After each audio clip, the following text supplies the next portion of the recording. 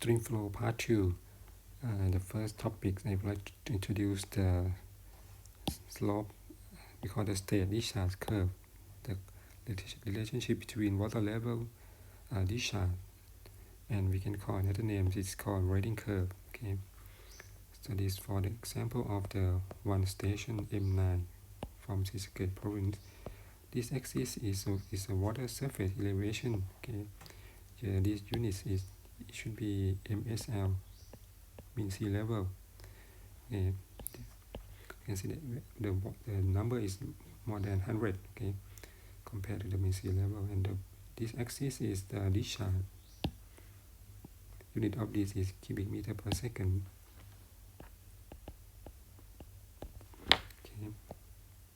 From the previous lecture, we measure the water level and measure the area and velocity and find the discharge for get one number for discharge for one elevation. So we can plot like this. Plot in this curve. If we assume that we plot this one point, this point is represent 29 September. So if we know the from we measure every many for many days, many months, we can plot many data from elevation and discharge. Okay, so this means, and after we plot 10 and hundreds of point in this curve, we can fit the curve with this line. So this line is called the rating curve. Okay. Once you know that this curve, then next day or next month we can, after we know the elevation, we can read from this curve. For example, if we know the elevation is about 119 something, so we can, from this curve we can read the discharge is about 200 cubic meter per second. So we can convert from water surface elevation to discharge using this curve. Okay. And another curve is not just only the state discharge. Okay.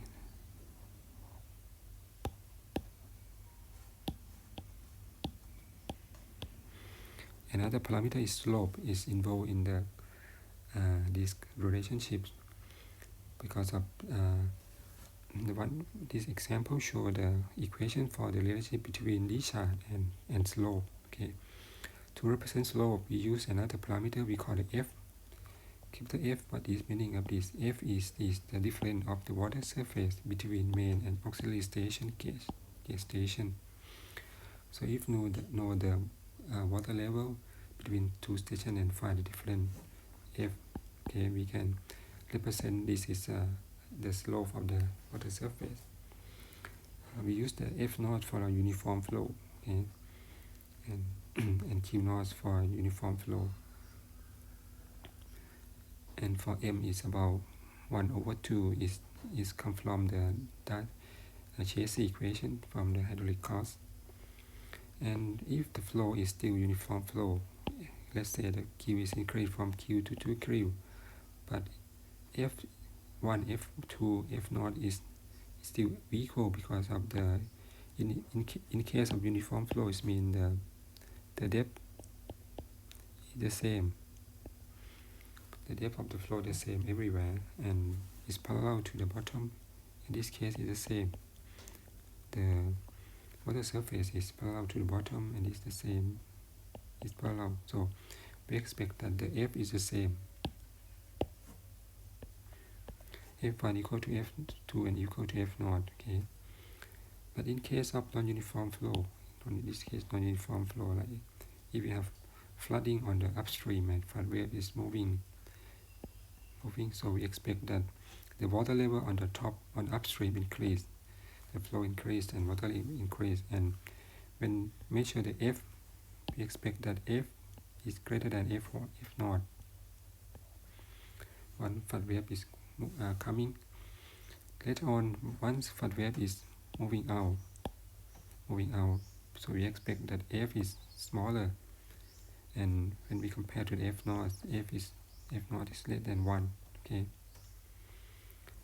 And the next we can put together two conditions to get the we call the rule braiding curve.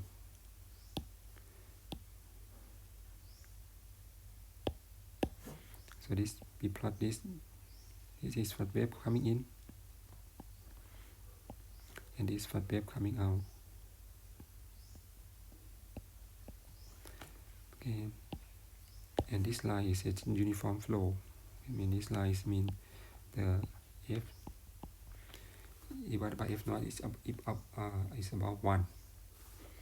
So in this case we can come to see that something about the one depth of the flow. Let's say D1 can give the two discharge. Okay, you can see that the grade Q2 is greater than Q1. So it means one depth of the flow can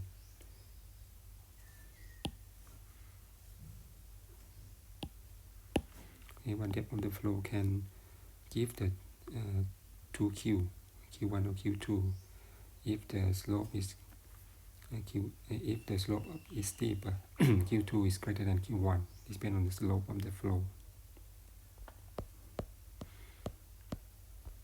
And this shows the observed data for the measure of the falling F and the discharge. Okay, we change the unit to the this one to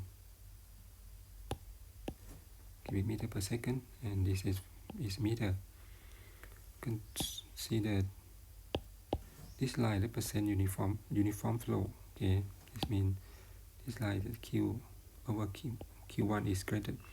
F over F naught is equal to 1. But the other point,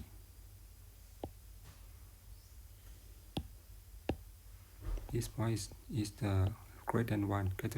So it means its flat wave is moving in, and on the top is less than 1. Okay, less than 1. Okay.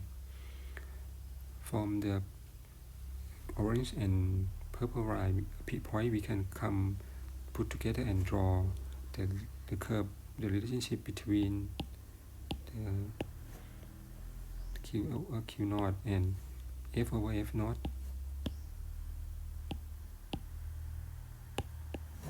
Okay, so we got curve like this.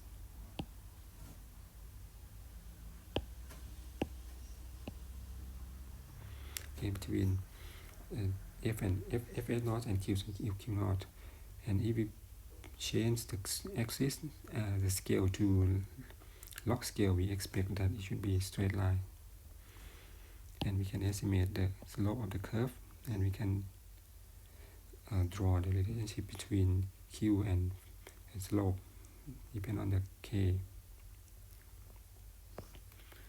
Okay, next, show the example how to use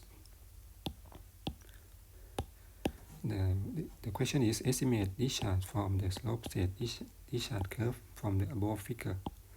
If F naught is 2.5 and water level estimate and auxiliary station is 30 and 26.25 meter. So we start to find what is the F. Different elevation is 3.75 meter. And next we divided by F naught. So we got 1.5 meter. Next, from the curve,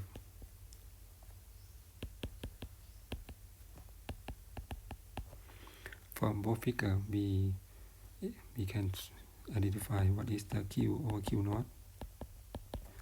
So from both figure, if we know the F equal to F over F naught with this point 1.5, we can find the Q over Q naught.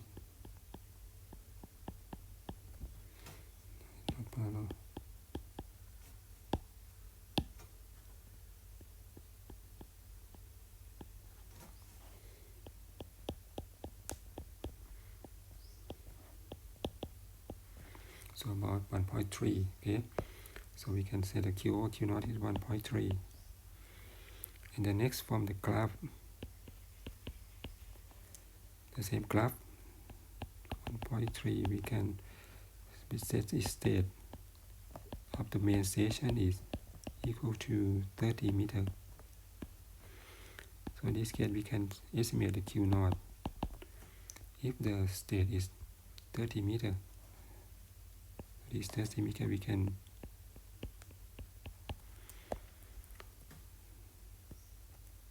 to find the